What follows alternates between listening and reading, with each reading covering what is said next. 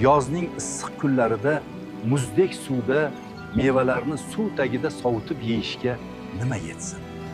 Ichimlik suvidan foydalanishga ruxsat berilgani zo'r ish bo'ldi-da, endi mashinamni o'zim bemalol yuvib olaman.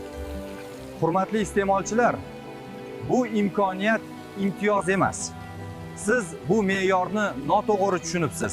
Ekologiyani yaxshilash maqsadida prezident qaroriga ko'ra ko'p kvartirali uylardagi markazlashgan ichimlik suv iste'molchilariga daraxt va butalarni sug'orish ishlarini hisoblagichlar o'rnatgan holda sutkaning har qanday vaqtida amalga oshirishga ruxsat beriladi.